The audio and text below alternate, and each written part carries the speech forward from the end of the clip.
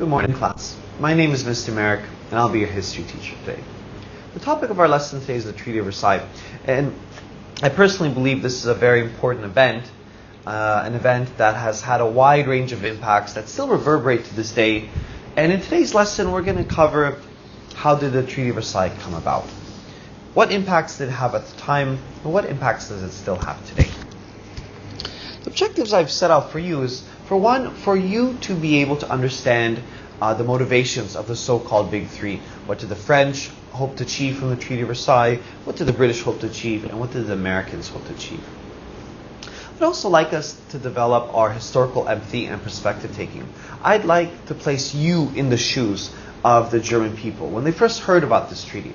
And I'd like you to consider how they would have felt and be able to explain their emotions and how they would have felt about the Treaty of Versailles and the impacts it had on them and their country. Finally, we're going to take a step back. We're going to take a step back, and what I'd like you to do is, based on the information covered in this lesson, I would like you to evaluate the fairness of the treaty. Was it a fair treaty? Was it not a fair treaty? I'd like you to take a stance and provide evidence to support your answer and depth of reasoning. Okay. Our first clue whether the Treaty of Versailles was a fair treaty or not a fair treaty is going to be in the location itself, held in the Versailles Palace. This is where the French kings, at the height of their power in the 17th century, I think Louis the 16th, the so-called sun god, this is where they got away from the hustle and bustle of being, a king in Paris. So they get away to this beautiful, opulent palace with its iconic hall of mirrors. To really, again, showcase to the world, when they had people visit as well, that, make no mistake, we're the most powerful country in the world at the time.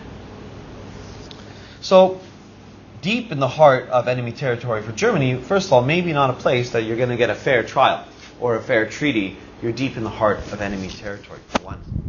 Again, why is it held in Versailles? The first thing is just a space consideration. You have over 10,000 delegates coming down to Paris. It's just not enough accommodation for all of them. And Versailles, even though it's out of the way, this palace is massive.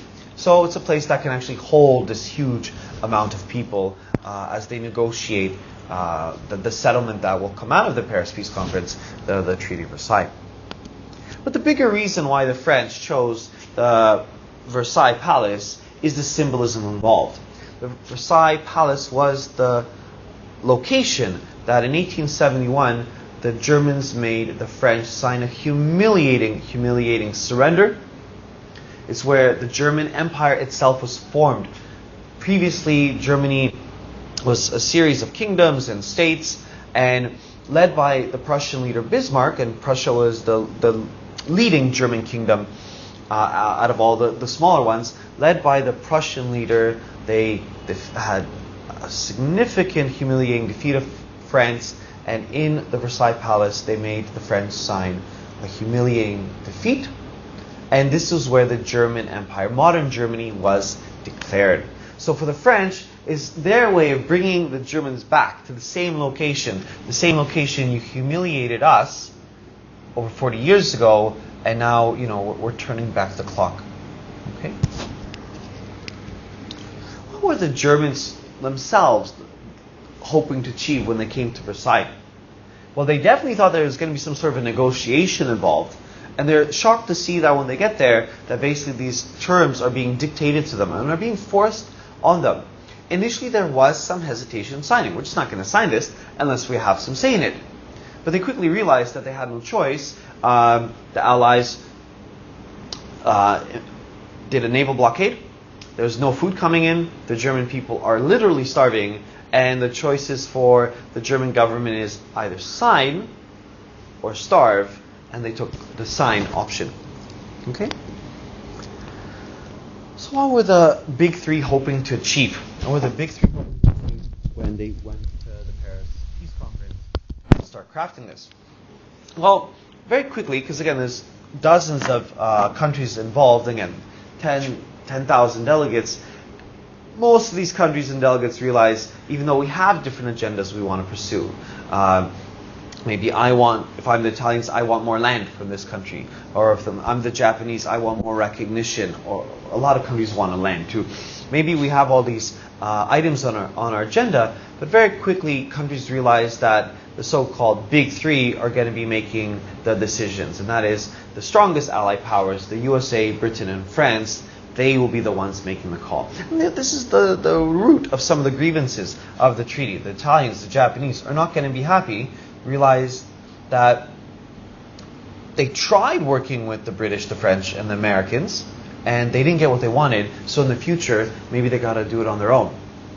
Spoiler alert, World War II will be some of their ways of fixing some of the wrongs they felt were inflicted on them in the Treaty of Versailles. Okay. So our so-called big three are David Lloyd George of Britain, you have Georges Clemenceau of the Prime Minister of France, and you have President Woodrow Wilson. Let's just go through each of them and look at their motivations for a second.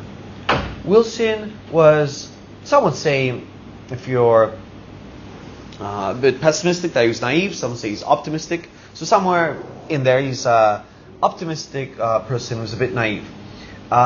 He felt that Germany, yes, they did wrong, yes, they should be punished, but he wanted a relatively mild punishment for them so the world could kind of just move on. And he really felt that, he had this 14 points, and they're covered in more detail in your textbook, but he had these 14 points that he felt if everyone just followed, then we wouldn't have conflict, we wouldn't have war. He believed in such things, and we can go through maybe a couple here. They can see, is there a chance that people are really going to follow this? For one, international treaties and diplomatic relationships should be transparent. I mean, should be held in the open. There should be no secrecy involved. I wonder will countries follow that, right? Or another one, he wanted people to have the right to self-determination, so you can choose your leaders, and do you want to be ruled by this king, or do you want to form your own country? And while that was applied to some extent in Europe, you can imagine the British were not too keen on applying this concept in India, or the French were not too keen on applying this concept in Vietnam, because sure enough, the Vietnamese would say, we'd rather have our own country, we don't want to be a part of France. Okay, so those are his 14 points, and he's hoping to get the world to buy in. Okay. So again, he doesn't want to punish Germany too harshly. It should be a just treaty for all, so we can just basically avoid future wars, and people should have the right, especially in Europe, preferably in other places too, to choose their own leaders. On the other side, on the polar end, so again, don't punish too harshly, on the polar end extreme, you have Prime Minister Georges Clemenceau. Nicknamed the Tiger, he completely wants to crush Germany so they can never invade France again. Keep in mind what happened in 1871, so it's not like, he's just, an irrational person. 1871, you attack me. 1914, you attack me. What's going to happen again in 1939? What's going to happen? There's going to be another war. So what he wants to do is prevent World War II, prevent something like that ever happening again, because he doesn't trust the Germans. Just to give you an idea of how much he doesn't trust the Germans, when he died down the road, I mean, not this time, but down the road when he died, his instructions were to bury him so that, he faces Germany, so that, again, he could always keep an eye on Germany. So you can get the idea of the man who is, responsible for negotiating the French perspective. And he wanted to just absolutely cripple Germany, make Germany pay massive reparations, and that Germany should lose large amounts of land. Finally, you have David Lloyd George. And David Lloyd George was kind of in the middle between, on one hand, you have Wilson, who doesn't want to punish Germany that harshly. Then you have Georges Clemenceau, who wants to cripple them. And you find the Prime Minister of Britain kind of taking the middle position often. Keep in mind, he's also looking out for his agenda. He wants to make sure that he's stronger than Germany, so we should punish them. But at the same time, we want to not punish Germany too harshly because we make money trading with Germany, and if they're totally crippled, totally broke, then that affects my country's ability to, have good trade relationships with them, and, which we're mutually beneficial from those. Okay? So again, a potential trading partner is something. And he also had the belief that if we're too harsh, that just won't solve things and it might lead to another war.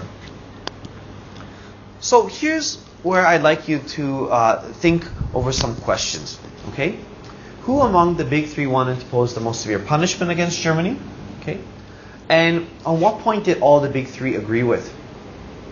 Why do you think they had different aims? I might have touched it on a little bit in this video, but I'd like you to think about it and expound on the ideas. And which leader, and this is my favorite question, and I really would like to look at your opinions and how you provide your explanation and your details and your reasoning